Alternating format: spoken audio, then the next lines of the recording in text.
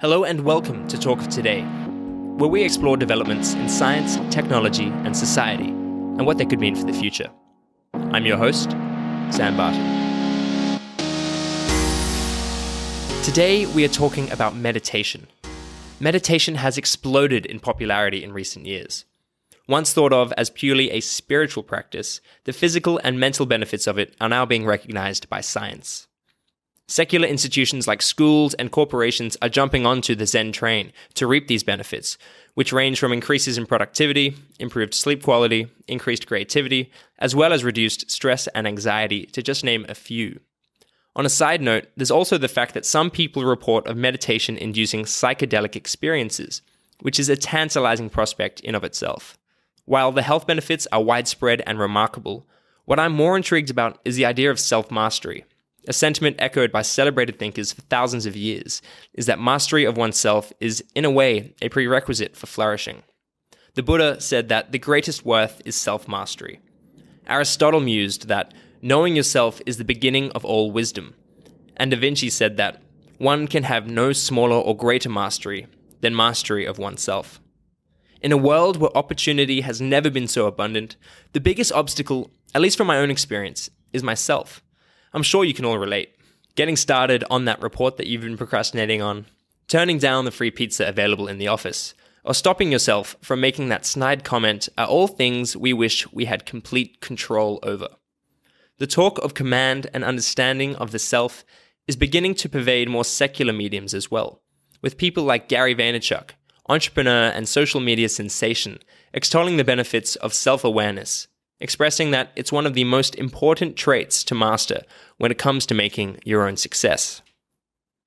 One of the fundamental reasons why this may be the case, as you will hear in this episode, is that meditation is one of the tools we can use to craft the lens through which we view the world and shape our experience, to extract more subjectively relevant information from our environment. If you hang around to the end of the episode, you'll hear me talk more about this in more detail. It may convince you to finally start meditating. I'll also talk briefly about the effect the psychedelic substance DMT had on my meditation sessions. I meditate with an EEG that gives me real-time feedback. The data from my meditation sessions pre- and post-consumption of DMT are starkly contrasted. You can see it for yourself on the show notes at talkoftoday.com. Anyway, moving on. With me today discussing meditation is Dr. Sara Lazar from Harvard University. Sara and her lab look into the impacts that yoga and meditation have on various cognitive and behavioral functions. In our conversation, we cover the benefits of meditation and the effects it can have on your brain, its effects on mental illnesses, politics and neuroanatomy, personal EEG devices that provide real-time neurofeedback, and whether or not meditation should be widely prescribed, just like regular exercise, optimal nutrition, and sleep. And of course, some helpful advice for those giving this ancient practice a go. So I present to you my conversation with Dr. Sara Lazar. So my name is Sara Lazar, and I am a research scientist at Massachusetts General Hospital in Boston, Massachusetts. And about 25 years ago, when I was still in grad school, a friend and I decided to run the Boston Marathon. And we overtrained, and I hurt my knee and my back, and I went to see a physical therapist. And they told me I had to stop running and just stretch. And as I was leaving the physical therapist's office, I saw an ad for a vigorous yoga class that promised to promote strength and flexibility, but also endurance, cardiovascular endurance. And so I thought, wow, this is a great way to just stretch, but stay in shape, and maybe I can still run the marathon. And at that point, when you said yoga to me, I did not have a very good opinion of yoga. I thought it was very, up there with crystals and, magic, Bit of brain woo-woo waves stuff. Yeah, very woo-woo stuff, very, very woo stuff. And so, I went to the yoga class purely as a form of physical therapy. Whenever the teacher made any sort of claims, I'd roll my eyes and be like, yeah, get me out of here.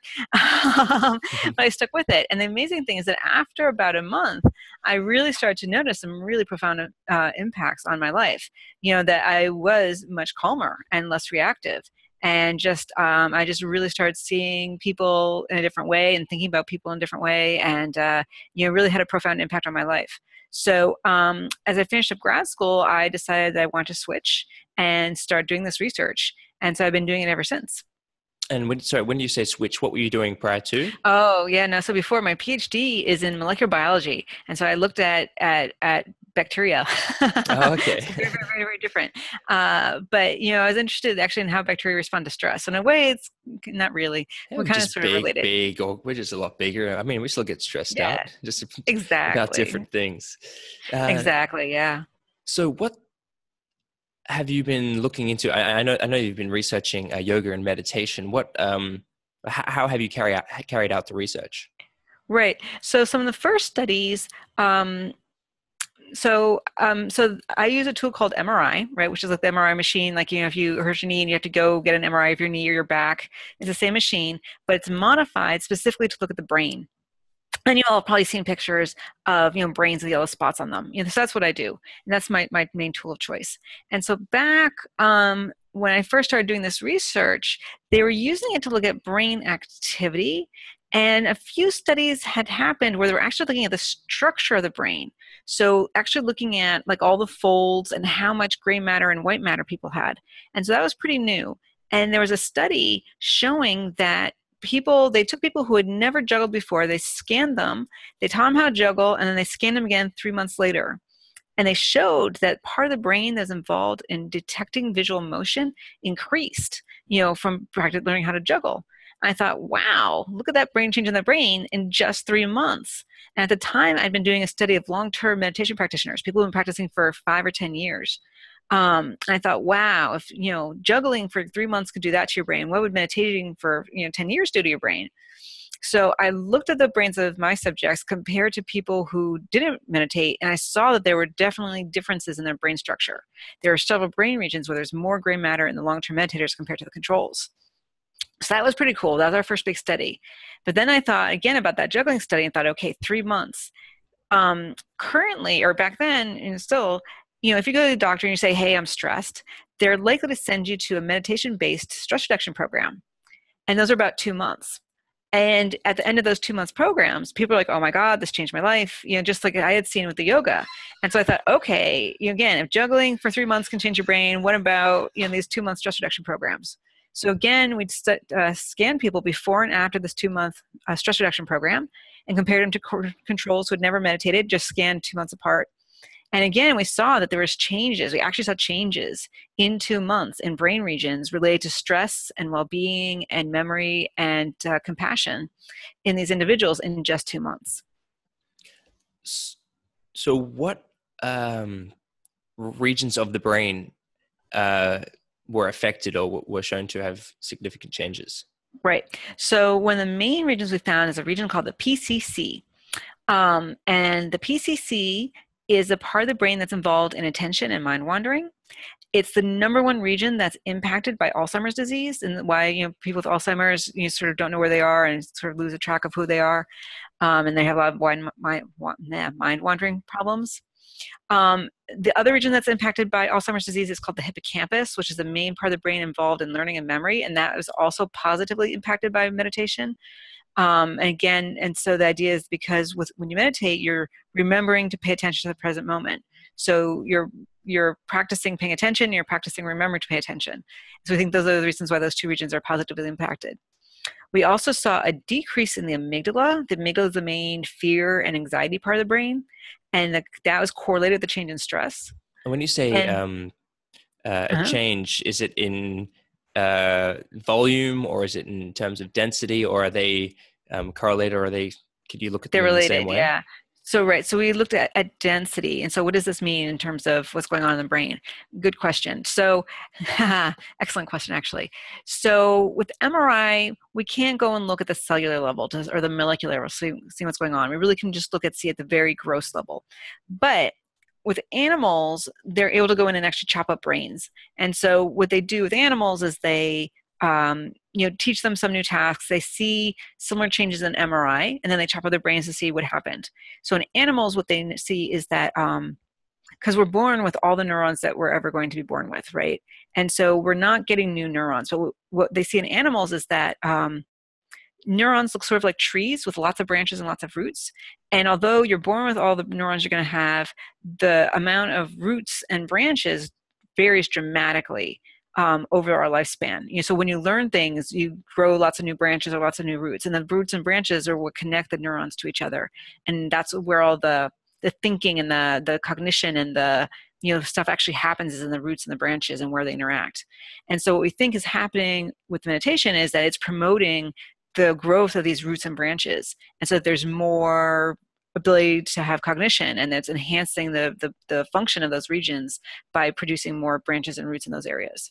So does neuroplasticity change as you get older? And I guess what I'm thinking is, could you generate more change in the brain if you were younger compared to if you were older, if you practiced the same amount and to the same effectiveness?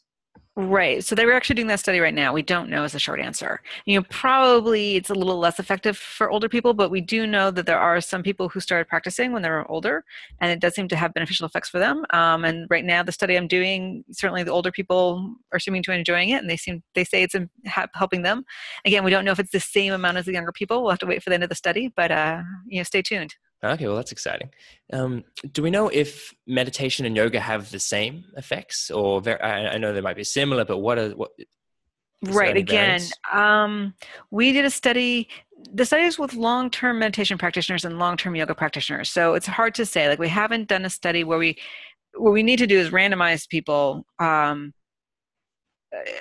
Where some get yoga and some get meditation, and well, actually, we have done that too, but that's a sort of different study. But not, and so there's similarities, but there's also differences. And so, and also, like, when you talk to people, they'll tell you that they are similar, but they're different, and that subjectively they're different.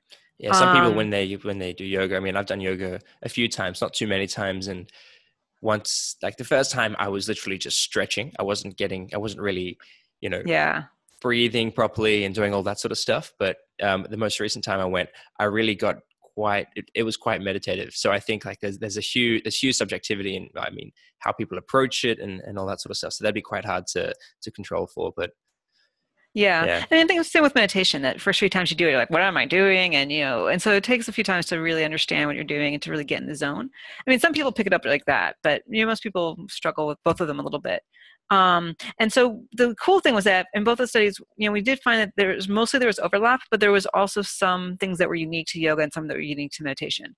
And so some areas of the brain responded more to yoga, some areas responded more to meditation. But it's not really, but, they were both, but those regions still respond in both groups more than the controls. Mm-hmm. Okay. So it definitely, there's an impact, so it's sort of like, so I like to think of it like, running versus swimming, right? Or running versus, I don't know, I guess we're playing soccer versus playing football or biking or something like that, all have general beneficial effects, mm-hmm. But probably, swimming is going to have a lot more impact on your upper body than biking. Yeah. But probably they're going to have fairly equal on your legs, perhaps, and there's going to be other subtle differences, but the general overall impact is going to be, in terms of health and wellness, is probably going to be similar, regardless if you do yoga or meditation. Mm-hmm. So while we're on the topic of exercise, some people liken meditation to being exercise for the brain. Would you agree with this? And if so, should it be prescribed just like, good nutrition, adequate amounts of sleep and exercise? Like, should everyone be meditating? So on a personal level, I'd say yes, but I mean, I don't know that the research is there yet to like make it actually be like policy yet. But I mean, I think that there's some merit, I'd say, for that to be true. Yeah, that it does seem that for most people it's beneficial. I think it's important to make a caveat. So people say who've just had a heart attack or who are not in really good shape, you don't want them to go out and run marathons, right? That you want them to exercise, but they need to start really slowly. And some people, maybe you don't want them to exercise. Similarly with psychiatric conditions, those people should proceed with great caution, and you may not want them to meditate. So for instance, people with schizophrenia, people with severe PTSD or bipolar disorder, people are not well medicated. Those people, there is a possibility that people can become psychotic, in particular people who have serious trauma or again, schizophrenia or bipolar disorder. And so those people, again, proceed with great caution and maybe just 5 minutes. And if they see symptoms appearing, they should back off. And under the guidance of a good psychiatrist or psychologist and a really good meditation teacher, they should not try to do that on their own.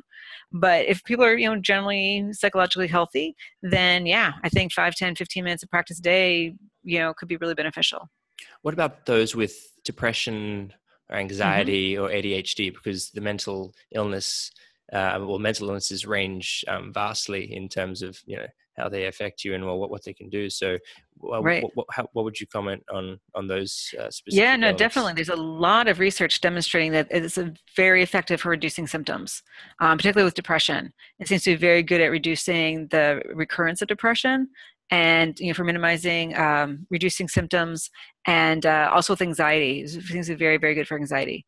And again, I'd say, some people, just as some people like to swim, some people like to run. Again, I'd say there's no data yet. It's a question I get all the time. Should I do yoga? Should I do meditation? What type of meditation? Again, I think just like it's running versus swimming versus, biking, try them, see which ones you like, what works for you. Mm-hmm. So this question of, I've been doing a little bit of research, and from the looks of it, it kind of gives you like top-down control to a reasonable degree. And there was something that really interested me, and it's somewhat related to the depression anxiety thing, but not so much actually. So I was looking at some research carried out on a large sample of young adults, found a relationship between self-reported political attitudes and gray matter volume. And the research found that people who are self-described liberals had increase in gray matter volume in the anterior cingulate cortex, whereas there was an association between people who describe themselves as conservative had an increased volume of the right amygdala. Now, from looking into meditation, it affects the same regions. Right. So do you think that, so given that people who meditate show an increased activity in the anterior cingulate cortex and decreased amygdala gray matter density, is there a reason to believe that meditation could make people more liberal? Isn't that a loaded question? I know, right? But I just thought, wow, this is like just looking at the research. That was quite I was just seeing all the same things pop up, because that's got some that's got some implications. Because if you make a policy and you say everyone should meditate, but it might make you more liberal, like people might not like that. Yeah, no, I agree. Yeah, I think that's probably an overly just simplified generalization. Mm-hmm. And also, it's really interesting. I know. So right now, British Parliament, someone introduced meditation to British Parliament, and so now there's people on both the left and the right in British Parliament who are meditating, and they're all loving it. And I don't think it's making them less conservative. I was talking to someone who says that they're behaving more civilly. There's some fewer. There's still some big arguments and whatnot, but so it does seem to be helping in that regard, but it doesn't seem to be making them less conservative. Mm-hmm. So I mean, because also like the amygdala has 39 different subnuclei. So saying amygdala is sort of like saying, and even the ACC is really big. And so I think it's, and also. There's more, the brain is more complex than that. So I don't think it's so simple to say, oh yeah, this region got bigger, this region got smaller. That's those are, that'd be a bit of a leap, I would say. Yeah. I mean, it's like the most complex thing we know of in the universe, and the tools that we use to view it are pretty less than average. And I mean, we can't just go cut up people's brains after doing some studies on them. Exactly. So yeah, we've got some issues. So we're talking about top-down control, and I know that we take in a ridiculous amount of sensory stimuli, and we can't process all of it. Correct. So classical theories of sensory processing view the brain as like a passive stimulus-driven device, but there's evidence that supports the processing of stimuli is controlled by top-down influences. So I'm wondering if, seeing as though we're inundated with information all the time, could meditation be a way of crafting the lens that we use to view the world and extract, more subjectively relevant information? Yeah. Actually, that's a big, at least, well, again, there's many different types of meditation. I would say mindfulness meditation in particular, that's exactly what it's doing. In fact, there's some data on that, where they actually looked at sensory gating and sensory So what does sensitivity. gauging mean in this context? Um, yeah, that's a good question. So it's basically, how sensitive, so what the task is, so if I were to take two small pins and put them on the surface of your skin, say an inch or two apart, you could tell that there's 2 points. Then if I slowly move them together, you'd say there's still 2 points. But at some point, you can't tell if there's 1 point or 2 points, right? Even though they're still maybe a couple millimeters apart, you think that there's 1 point instead of 2 points. And so, but after mindfulness meditation training, Tai Chi as well, actually, they found that the distance between those 2 points decreases before you say it's 2 points, so that you're better able to distinguish 1 point from 2 points. And so that's sort of so basically you're more sensitive. You're better able to discriminate fine touch, after these practices, compared to before. So, and so is that useful? I mean, I don't know if that particular task is useful, but the general idea, at least with mindfulness Buddhist meditation, is that you're also becoming aware, because emotions have a sensory component, and a feeling state to them.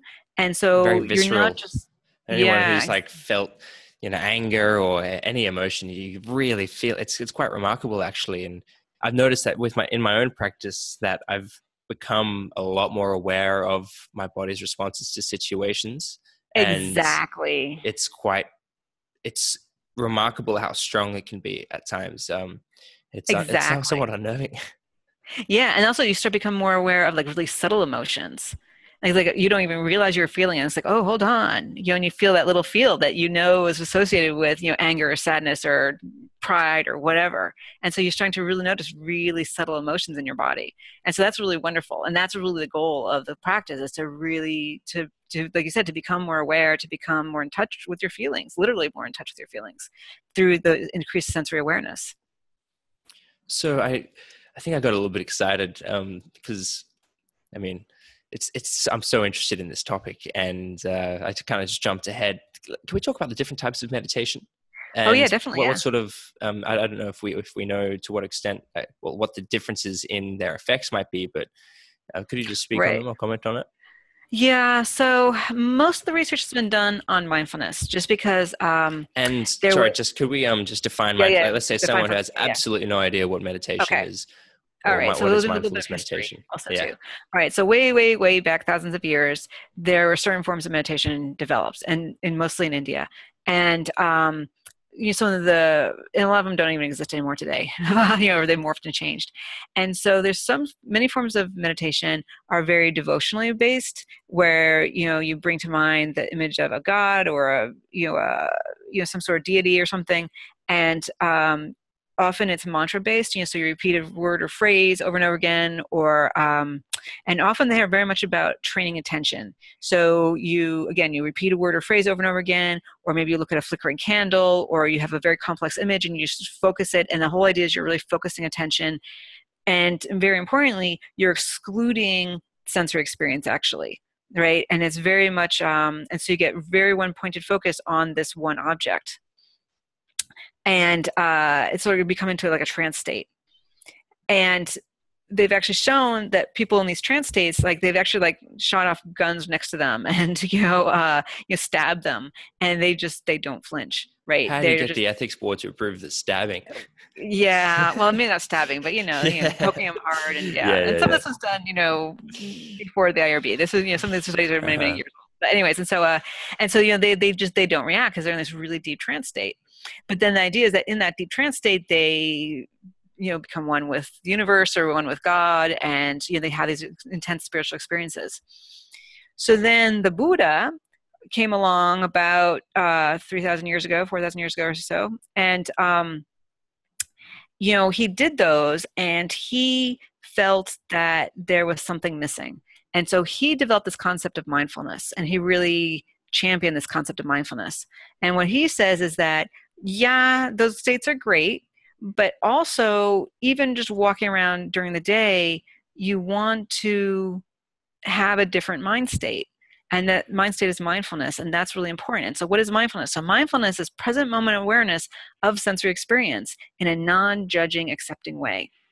And so so during meditation, the way that would be practiced is, so just sitting and, like, say, for instance, watching your breath. So, as your belly, how do you know you're breathing, right? So can you feel your belly and your chest expand and contract? Can you just, notice those muscles expanding and contracting as you're breathing so that you know that you're breathing? Feeling the contact of your skin against the ground or against the chair. Feeling what the sun feels like on your face, or what, the temperature in the room, feeling your posture. So you're really focused on just present moment experience, but in a very non-judging way. So it's not saying like, oh, this is uncomfortable, or, whatever you may be thinking about. It's just noticing what's there right now in the present moment. So the key thing is the present moment experience. And again, some other forms of yoga and meditation also encourage that. Like I said, Tai Chi also is very much, it's moving, but it's very much a sensory experience as you're moving. Again, some forms of yoga, but not all forms of yoga, also really focus on sensory experience as opposed to getting into the crazy posture. So it varies a lot from tradition to tradition. And so this idea of mindfulness, though, is that you, like I said, you gain greater awareness of the present moment, you gain greater awareness of yourself, and that's it's a different pathway to achieving, oneness with the universe, is because you notice things in a different way. It's a little harder to explain, but again, you gain, you get to that same place that you get with the one pointed focus, but through a different pathway. Okay. So that's sort of a very gross. I'm sure there's going to be people all over the place saying, "What? No!" And I probably didn't do very good. But in terms of 2 minutes, Yeah, no, don't worry. It's fine. Yeah, of world religions. Yeah. So this, in basically, a cultivating attention, or the ability to attend to things. So which I'm, for people listening who are like present moment, I don't really care. Like, if you were to think about it as cultivating attention, I mean, what is important in terms of, if at your job, you want to be able to focus for as long as possible, as intently as possible. Exactly. So I guess my question is, what are how does this benefit people in the day to day, aside from being, more empathic or having greater control of one's emotions? What are the, let's say, the more productive, economically productive benefits of meditation? Right. Well, so certainly, being able to stay focused at your work for longer periods of time, being less reactive. So Google, someone at Google, the HR person at Google, actually thought this might be useful. He's introduced at Google, and now it's big at Google. Like, and that's there's a book called Search Inside Yourself, which is all about bringing mindfulness into Google. And so, people there clearly felt it was beneficial, and so it went through Google in a very big way. So sustained attention, but also there's some evidence that enhances creativity. There's some evidence that so dealing with complex problems and being able to sort of break them down and sort of deal with them, because often we feel overwhelmed, and so we're going to feel less overwhelmed by these big problems. We can see them sort of in a different light and sort of from different points of view. That's an interesting view of a way of looking at empathy, because if that's what you do with empathy, right? You stand in someone else's shoes, and the ability to see something in different lights. I mean, that perspective is invaluable. I've never thought about that. That's actually quite interesting. And it's actually the same part of the brain, and that's one of the parts of the brain that changes in 8 weeks with an MBSR. Is that that part of the brain which allows you to sort of stop and see things from a different point of view, that changes. So that acronym, really MBSR. Oh, so mindfulness-based stress reduction. Okay. That's the main, meditation-based program. So again, hippocampus, so better memory, better attention, more creativity, better able to see things from different points of view. But then also what we've heard from people just sort of anecdotally is also a little more social interaction and caring about your coworkers, better interpersonal, and sort of better able to deal with the, annoying coworkers, which is always pretty useful. So there's a lot of those sort of benefits as well. Less, certainly, because often people have to get up and give talks. And so if you're less reactive around that, you're better able to, stay calm and, that whole thing. So there's a lot of those sort of benefits, certainly. Not freaking out when you got a big deadline, there's a lot of different ways that meditation can be useful. Sounds like a panacea. It's like in a Well, way, yeah. it's, I mean, I again, mean, it's not it's hard to 100%. say, yeah, it's hard to, just blanket it or just say it's, the be all end all solution. But given Right. the range and, the substantial effects it can have on people's lives, it's definitely something worth integrating. And it's nonsense Yeah. because I know this and I still don't meditate every single morning and Yeah. a lot of people are in the same boat, but I guess, you don't have to do it. You don't have to start out being a yogi doing it for, hours on end. And Right. speaking of yogis, what what are the differences in do we know if there are any differences in the base, level of just everyday conscious experience between, the layman and, well, The yogi? yeah, Yeah. and the yogi, yeah, Yeah. and maybe not conscious Yeah. experience because consciousness is a whole other uh, ball Yeah. game, but Well, I mean, it's hard to know because we haven't defined consciousness. mhm. Like, there is Yeah, no good exactly, scientific answer to exactly, that. yeah. So, there's a couple people who actually study monks. They hook them up with EEG and put them in the MRI, and yeah, their baseline brain activity and baseline, looks different.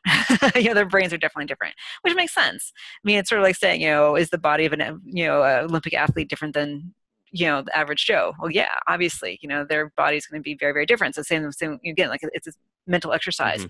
Their brains, they can pay attention in a way, in very precise ways. They see things. That's actually another benefit that's not talked about too often. There's not much research on this. Um, of course, there's the main dominant voice in your head, but there's that little voice in the back of your head, that's sort of, and like sort of subconscious and minimally conscious thoughts and, feelings and stuff like that. Meditation totally lets you tune into that. And so you just get more information about what's going on in your mind. Like there's all sorts of stuff going on in your mind that you aren't even aware of. And when you start to meditate, you start seeing all of it. And that's really cool.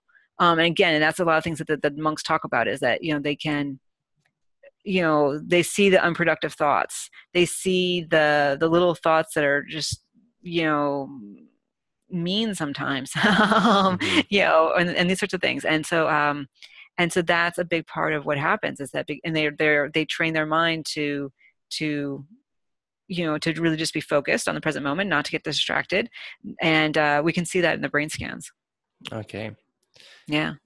So you mentioned EEGs, and at the start of this call, I mentioned that I've got a little Oh personal yeah. EEG thing that I meditate with, and it basically gives me auditory feedback depending on what my brain is doing. What are my brain waves? And I'm just wondering if you could comment on, and I know that this might not be an area of expertise, but what is the effectiveness of this sort of stuff? Because Right. because there are a lot of these coming onto the market that say they can help you become more more zen and all that sort of stuff. And I'm just wondering, like, do Right. we know enough about what brainwaves are associated with a meditative state, and can these be measured accurately with a device that costs $300? Right. Well, that's the big question. The existing units, I don't know much about I mean, like you said, I don't know much about this. I don't think we understand the meditating brain well enough to be able to really do that well, is my guess. I Hmm. mean, they might be able to get you into something that's close to meditative state, but I don't think it's true. I doubt it'd be true meditation if you're just going by just trying to match your brain waves to to whatever they're producing. Hmm. I think it would require a little bit more than that. That's actually something, because there's also there's a million apps now, and there's all sorts of audio recordings. Those are all great, but I really stress to people, also with these headset things, they're great tools to help, but you got to have a teacher, and a real teacher. You really, especially when you're first getting started, you really need a teacher to really train you properly. And also because it's really easy to think you're doing something right and you're really doing it quite wrong, or you think there's something, you've done something really important and it's really not. I get a lot of phone calls and emails from people who are like, oh yeah, I experienced this, I'm an advanced meditator. I'm like, no, no, no, that's the beginning. um, and I always ask them, did you talk to your teacher about this? Oh, I don't have a teacher. Get a teacher. Teachers really, they can help you because there's a lot of blind alleys, and so they can keep you out of the blind alleys. They can really get you going in the right direction, and keep you on track. And so again, so I think these tools could potentially be helpful, but I have not seen them really develop to the point yet where they're where they're quite there yet. I mean, I Mm-hmm. think they're more kind of toys at the moment, but I Yeah, yeah. mean, yeah, for maybe who knows. So, but I know definitely know people who are working on them to make them be more so. Yeah, well, I mean, any sort of feedback is good, you know. It's nice to kind of Exactly. have some sort of course correction. Well, I mean, as long as Yeah. it's accurate feedback, I mean, to a reasonable Yeah. degree. So do we know what makes for a good meditation session? I mean, there's the subjective Yeah. experience. I mean, can you comment on that? Right. Well, again, this is sort of a little bit where mindfulness is different from the other forms of meditation. Because if you're trying to get into this trance state, then it's sort of a subjective, yes, I was in the trance state, or no, I wasn't. With the mindfulness, the idea is that no, all meditation sessions are good meditation sessions, because the point is that you see it. And so even if your mind is a storm, that's okay. Because can you see, oh, my mind is distracted right now? And you sort of see, can you step sort of back and sort of see your mind happening without being in the middle of it? And that's really the goal of mindfulness meditation, is to, because again, you want to be able to do this throughout the entire day, no matter what you're doing. So when you're talking to people, when you're writing your emails, that the whole time you're sort of, part of your mind is sort of step back and watching the whole thing and sort of observing it, and in this particular way. And so in that regard, if you can develop that meta awareness, then it doesn't really matter. All meditation is a good meditation. So even if you're, like I said, you're just in a total mind storm about whatever, angry, depressed, sad, whatever. And so I think that's one of the key differences between the two practices. Okay. So there's people listening to this who I'm sure are thinking, okay, I'm sold. I'm going to start meditating tomorrow morning or today. Uh-huh. What advice or what consideration, what do you think they should take into account before they get into it? Or, how should they get started? I know you mentioned getting a teacher. How long should they try? Mm-hmm. What sort of meditation do you think they should Right. try first? So if you could just comment on that. Yeah, I mean, that's a hard question, because again, there's a lot of personal preferences. So, I'd say find something that sounds appealing. I mean, some people love mantra, some people hate it. Some people like this idea of mindfulness, some people prefer the idea of a mantra, or of a, or chanting or whatever. And so, figure out what appeals to you, and then, yeah, I guess just start it. There's a million apps online that can help you get started. There's a program called Headspace that has a lot of information that is very, very popular. Unfortunately, they charge $10 a month, but I think you can do like the first month free or something.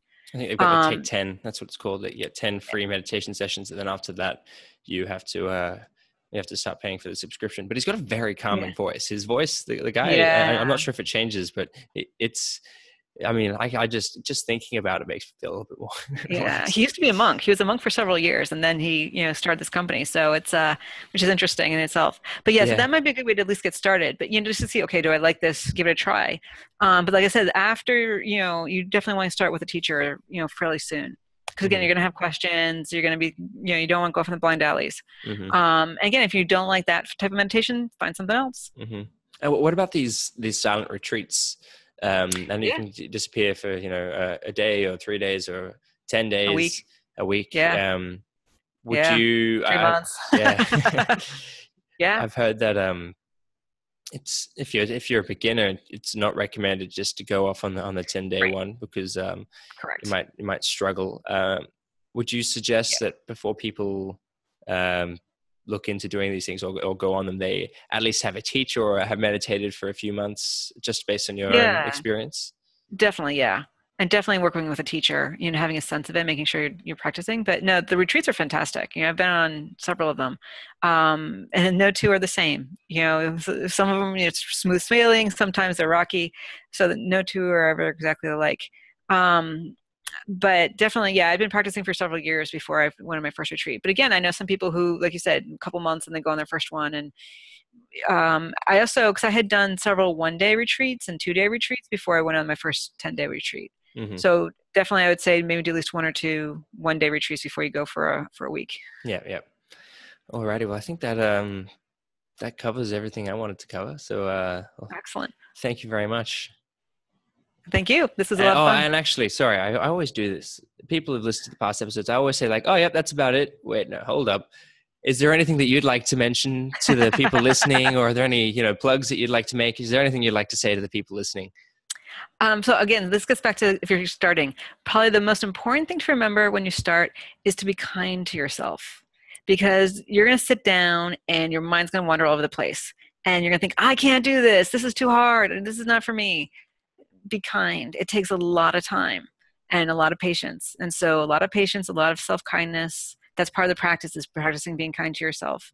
And so that's a really important part of practice. So that's the one last little nugget. Yes. Alrighty. Well, I'll share links to your work on the show notes and all that sort of stuff. So thank you very much for being on the show. Thank you for having me. So thanks for sticking around to the end of the show. I hope you enjoyed it. So recently, I've been thinking a lot about self-mastery.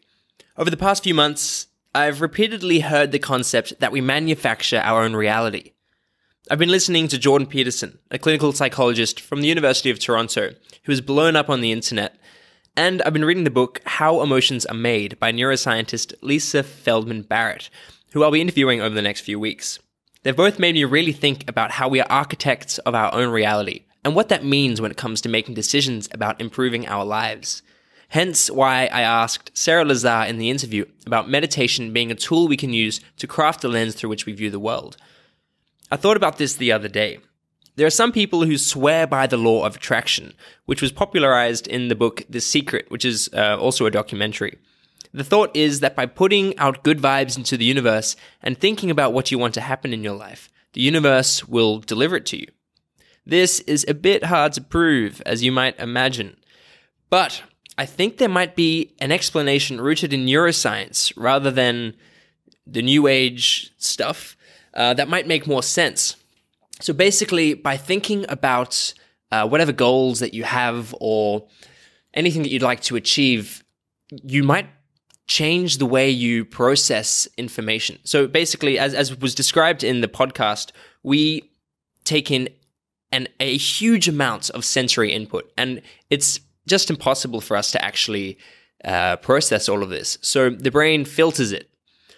So what I'm thinking is that perhaps by thinking or musing upon a certain goal or a way in which you want to change your life, your brain responds by altering the filter that it uses to pass through all the information that it has to process. And by doing that, you might begin to recognize or notice things that you may have not done, that you may have not, can't even talk today, that you might not have recognized in the past. So let's say that you finally want to start a business and you're thinking about business ideas and all that fun stuff. So let's say you're going about your normal day and you're reading the news or just browsing through Reddit or Facebook and some things pop up. Instead of seeing whatever pops up as just a bit of entertainment or whatever, you may end up extracting some usable information from that. So it could be a video on the implications of the blockchain. And if you're a healthcare practitioner and you see that it's going to help with data integrity, you might think, oh, I might be able to use this to create, infallible digital health records.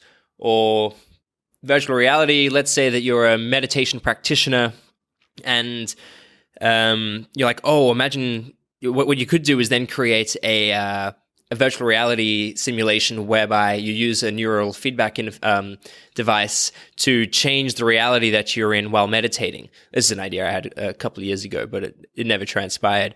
But the point is that by crafting the lens through which we view reality, we create our world.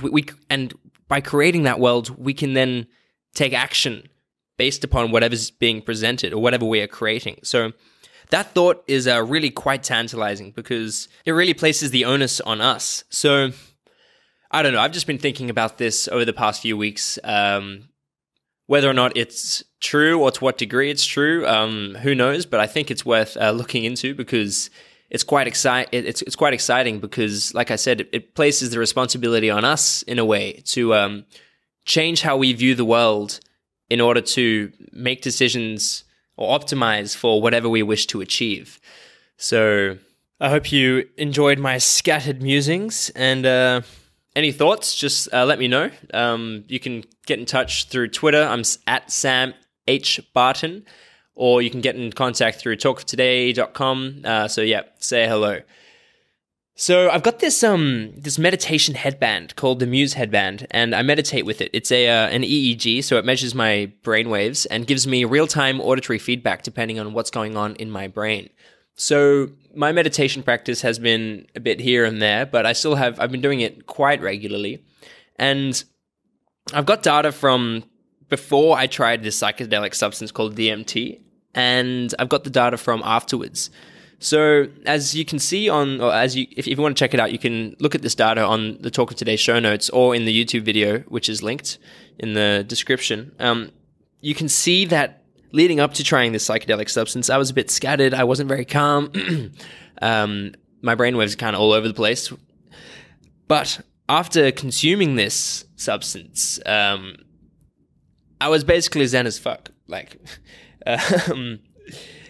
It was quite remarkable. And since then, I've been able to, in a way, replicate or maintain or just have better meditation sessions. Now, I'll explain to you briefly what happened during this DMT experience, because I think it will help. It could explain why this might have been the case, or why this might have transpired. Now, while I was under the influence, I noticed a distinct separation of self from thought.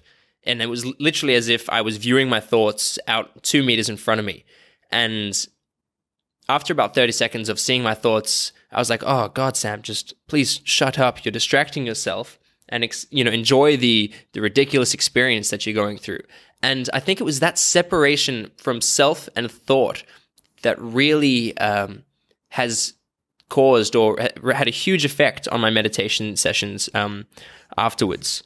And this idea of the separation of self from thought and all of that is something that meditation practitioners talk about, I think. I'm not too well versed in it, but I've heard some people speak about it, and I've read about it in a few books. So I think that's really quite interesting. I've got a podcast interview coming up with the guys at Imperial College who are doing research into the psychedelics, like LSD, psilocybin mushrooms, and now DMT. They're doing brain imaging studies. So I'm doing that podcast on Sunday in 3 days, and the date today is Thursday, the 20th, so 3 or 4 days. Excuse my maths. So I'll chat to Chris Timmerman, who's the guy who's leading the DMT research, and see what he thinks. I've actually already done a podcast on the topic with a guy called Dr. Rick Strassman, who wrote the book DMT, The Spirit Molecule. So if you're interested, check it out. So anyway, that's about it. If you've been enjoying these podcasts and YouTube videos, which I'm going to be coming out with a lot more of, consider supporting me through Patreon. For as little as $1 a month, you can basically make this podcast a reality. I've made the commitment to not run any ads on this show, so your support is literally the only thing I have currently to cover my costs. And if you'd like to donate some Bitcoin or Ethereum, if you're that way inclined, you can also do that through talktoday.com/support. And if you'd like to support the podcast in other ways, you can do so by rating the podcast on iTunes or your favorite podcasting app. Just you can write a review. I'm really interested to hear what you all think. You can share it with your friends or on social media. And if you'd like to get in touch, I'm available at shbarton at shbarton on Instagram, at Sam H. Barton on Twitter. The Talk of Today Instagram is at Talk of Today, or on the Facebook page, Talk of Today Official. I need to get around to consolidating all of these, but I haven't found one that works across all platforms, because Talk of Today is taken on Twitter, SH Barton's taken on Twitter, so yeah, working on it. And I think that's about it. Oh, and actually, I will be releasing a irregular newsletter, basically talking or just filling me in on what I've been interested in recently. Anything pertaining to science, tech, and society, and what these developments could mean for the future of humanity, but also things like great quotes, fun songs that I've been listening to, basically anything I think that's worth sharing, or anything that I think is awesome. Actually, one thing that I really want to share is a video that I came across a couple of years ago called Gigapixels of Andromeda.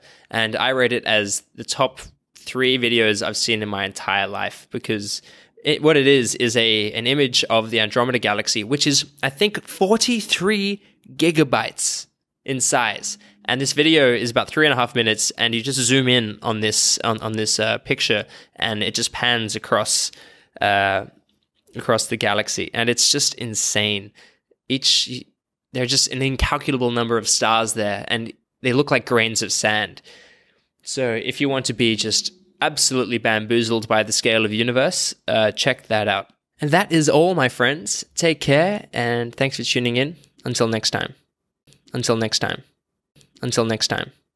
Until next time. Until next time.